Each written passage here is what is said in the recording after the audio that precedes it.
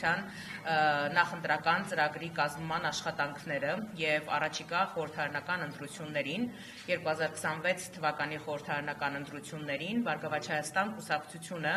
մասնակցում է Առաջարկ Հայաստանին ծրագրով։ Առաջարկ Հայաստանին ծրագիրը մեկ օրում կամ մեկ ամսում գրված ծրագիր չէ եւ մենք ունեինք սկզբունքային դիրքորոշում Գագիկ Ծառուկյանի գլխավորությամբ դեռևս ամիսներ առաջ կայացված սկզբունքային դիրքորոշում, որ փոխելու ենք մոդելը եւ մոտեցումը ընդհանրապես նախընտրական ծրագրերի կազմման։ Այս դեպքում մենք առաջնորդվել ենք ոչ թե վերևից ներքև սկզբունքով, այլ ներքևից վերև սկզբունքով։ Ինչ է սա նշանակում։ Սա նշանակում է, որ ամիսներ շարունակ մենք մեր գրասենյակը, Առաջարկ Հայաստանինի գրասենյակը եւ հետո նաեւ Բարգավաճ Հայաստան կուսակցության քաղաքական թիմը ստացել են հազարավոր առաջարկներ մեր հայրենակիցներից, տարբեր ոլորտների ներկայացուցիչներից,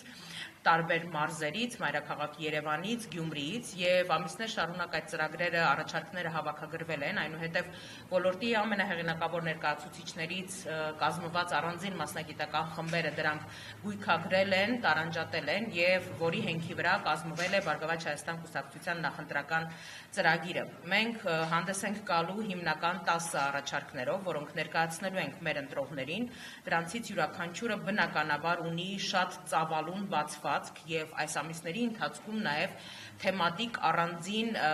բուկլետներով եւ առանձին հրապարակումներով ներկայացվել են այդ հիմնական ուղղությունները։ Դրա նախընտրական ծրագիրը բնականաբար հասանելի լինելու է բոլորին եւ նրանք բոլորը կարող են ծանոթանալ մեր առաջարկներին։ Բնական է, որ մեր հիմնական եւ սկզբունքային շեշտադրումը դա երաշխավորված խաղաղության թեզն է, հավասարակշռված արտաքին քաղաքականության թեզն է եւ դրա ապահովման մոդելներն ու մեխանիզմները ամբողջությամբ ներկայացված են։ Հասկանալի է, որ ցանկացած նախընտրական քարոզարշավ եւ ցանկացած նախընտրական ծրագիր յուրօրինակ պոպուլիզմի մրցավազքի է վերածվում, սա հասկանալի է բոլորի համար, սակայն ես վստահեցնում եմ, որ մեր նախընտրական ծրագրում ներառված բոլոր առաջարկները ունեն բոլոր հիմնավորված տնտեսագիտական հաշվարկները, թե մենք ինչպես ենք պատկերացնում եւ ինչպես ենք տեսնում ցանկացած հարցի լուծում։ Եթե մենք խոսում ենք թոշակի բարձրացումից կամ նվազագույն աշխատավարձի բարձրացումից, բնականաբար ներկայացված են բոլոր տնտեսագիտական հաշվարկները։ Եթե մենք խոսում ենք հասանելի եւ մատչելի առողջապահությունից կամ անվճար կրթությունից, բնականաբար մենք ունենք լուծման բոլոր նախանշած տարբերակները։ Առաջիկա մեկ ամսվա ընթացքում բոլորը հնարավորություն կունենան ամենայն մանրամասնությամբ ծանոթանալու նախընտրական ծրագրին, անելու իրենց հետևությունները եւ հունիսի 7-ին կայացնելու որոշում, թե ում են վստահում եւ ում են տալու իրենց վստահության քվեն, որով որ ձևավորվելու է առաջիկա տարիների որոշվելու է առաջիկա տարիների մեր պետության եւ ուզում եմ շեշտել պետականության ճակատագիրը։ Բարգավաճ Հայաստան կուսակցությունը առաջիկա խորհրդարանական ընտրություններին մասնակցում է երաշխավորված խաղաղություն Բարգավաճ Հայաստան կարգախոսով։